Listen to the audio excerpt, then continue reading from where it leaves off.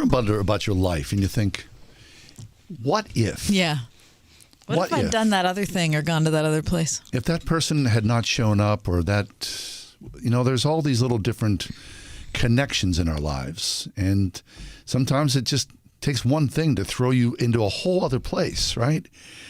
Well, Tim and Kathy Keller are with us. Tim and Kathy Keller started Redeemer Presbyterian Church in Manhattan way back in 1989. Before that, like a lot of people, right, they did other things. And Tim and Kathy, thanks for being with us. I mean, at some point, you may have been like world famous postal carriers. Yes, that's right. Because we had a job ready for us at the Woburn Post Office in Massachusetts.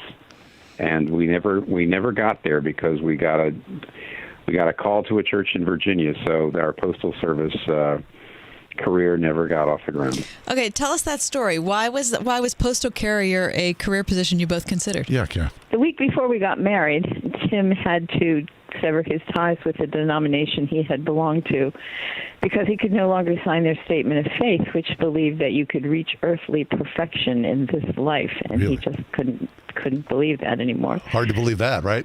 Yeah. Well, listen, they're good people, but they were a kind of a denomination I couldn't.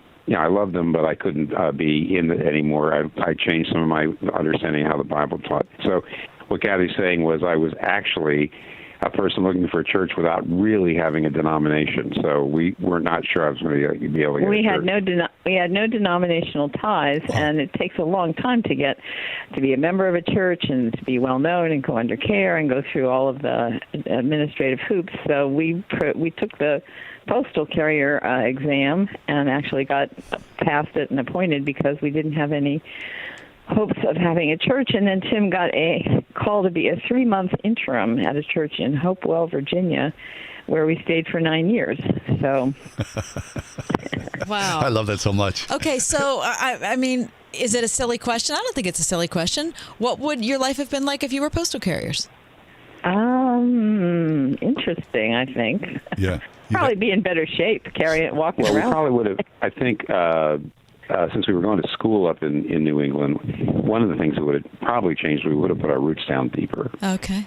And we might have had our first child there.